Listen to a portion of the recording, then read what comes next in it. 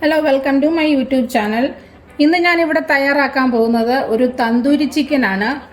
തന്തൂരൊന്നും ഇല്ലാതെ നമുക്ക് പാനിൽ തന്നെ ഉണ്ടാക്കിയെടുക്കാവുന്ന ഒരു അടിപൊളി ചിക്കനാണ്.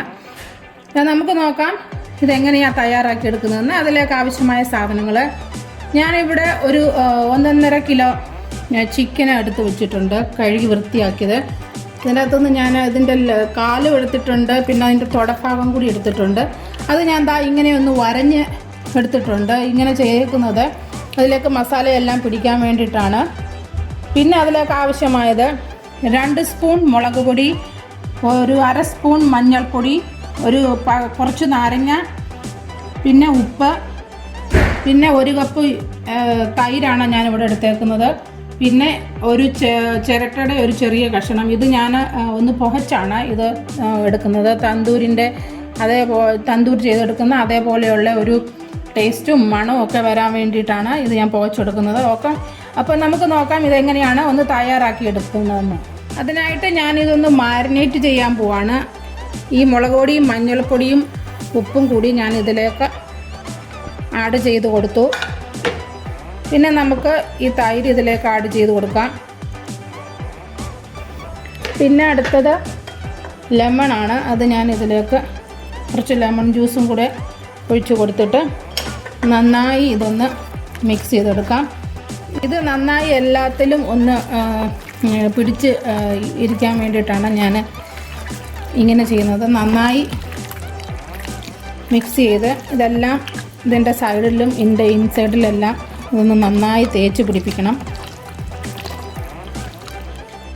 അപ്പം ഞാൻ ഈ ചിക്കനിലേക്ക് ഓരോ സ്പൂൺ വീതം ജിഞ്ചർ ഗാർലിക് പേസ്റ്റും കൂടി ചേർത്ത് കൊടുക്കുകയാണ്. എന്നിട്ട് നന്നായി ഒന്ന് മിക്സ് ചെയ്ത് കൊടുക്കാം. ഞാൻ ഈ ചിക്കനെല്ലാം ഇവിടെ ഒന്ന് മാരിനേറ്റ് ചെയ്ത് വെച്ചിട്ടുണ്ട്. ഇത് നന്നായി ഇതെല്ലാം ഒന്ന് തേച്ച് പിടിപ്പിച്ചു. ഇതിനി നമുക്ക് അടച്ചു വെച്ച് റൂം ടെമ്പറേച്ചറിൽ തന്നെ ഒരു 1/2 മണിക്കൂർ വെച്ചേക്കാം. എന്നിട്ട് നമുക്ക് ഇത് തന്തൂരി ചെയ്തെടുക്കാം. ഇവിടെ തന്തൂരി ചിക്കൻ ഉണ്ടാക്കാൻ വേണ്ടിയിട്ട് ഞാനൊരു പാൻ എടുത്ത് അടുപ്പത്ത് വെച്ച് കൊടുത്തിട്ടുണ്ട്. അതിലേക്ക് ഞാൻ കുറച്ച് നെയ്യ് ഒഴിച്ച് കൊടുക്കുകയാണ്.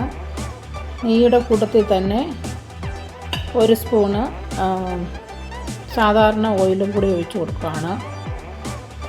ഇതൊന്ന് ചൂടായിട്ട് വരുമ്പോഴത്തേക്ക് നമുക്കതിലേക്ക് ഈ മാരിനേറ്റ് ചെയ്ത് വെച്ചിരിക്കുന്ന ചിക്കൻ ഇട്ട് കൊടുക്കാം. ഈ പാനിലേക്ക് ഞാൻ എടുത്ത് വെച്ചിരിക്കുന്ന ചിക്കൻ ഇട്ട് കൊടുക്കുകയാണ്. ഇത്രയും എണ്ണ മതിയാവും, ഇതിന് കൂടുതൽ ചേർക്കണ്ട. ഈ ചിക്കൻ ഇതിൻ്റെ അകത്തേക്ക് ഇടുന്നതിന് മുമ്പ് നമ്മൾ മാരിനേറ്റ് ചെയ്ത് വെച്ചിരിക്കുന്ന ആ ചിക്കൻ ഒന്നും കൂടെ ഇളക്കി കൊടുത്തിട്ട് വേണം ഇതിലേക്ക് ആഡ് ചെയ്ത് വെച്ച് കൊടുക്കാൻ.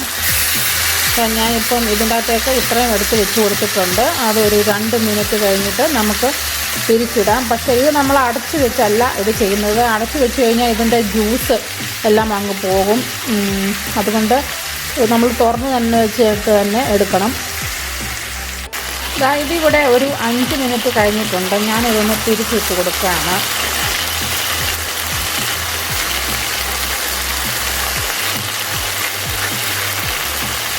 ഇതിൻ്റെ ഈ കളറൊന്ന് ചെറുതായിട്ട് മാറി വന്നിട്ടുണ്ട്. നമ്മൾ ഇങ്ങനെ ഒരു 3-4 പ്രാവശ്യം തിരിച്ചിട്ട് കൊടുത്ത് ഇത് തന്തൂരി ചിക്കൻ്റെ ആ കളറിൽ നമുക്കിതൊന്ന് ആക്കിയെടുക്കാം.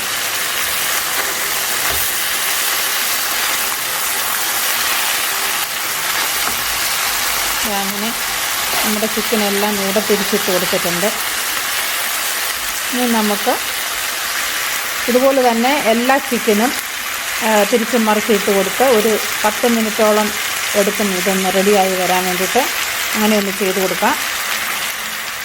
ഇവിടെ നമ്മുടെ തന്തൂരി ചിക്കൻ എല്ലാം റെഡിയായി വന്നിട്ടുണ്ട്. ഇനി ഞാൻ ചെയ്യാൻ പോകുന്നത് ഗ്യാസ് കത്തിച്ചിട്ട് അതിലേക്ക് ഞാൻ മുമ്പേ പറഞ്ഞിരുന്ന ചിരട്ട ഒന്ന് എടുത്ത് വെച്ച് കൊടുക്കുകയാണ്. ആ ചിരട്ട നല്ലതായിട്ട് കത്തി കഴിയുമ്പോൾ മൊത്തത്തിൽ തീ പിടിച്ച് കഴിയുമ്പോഴത്തേക്ക് നമുക്ക് ഈ ചിക്കൻ്റെ അകത്ത് വെച്ചിട്ട് ഇതിനെ ഒന്ന് പുകച്ചെടുക്കാം. ഇത് നല്ലതായിട്ടൊന്ന് കത്തി വരട്ടെ.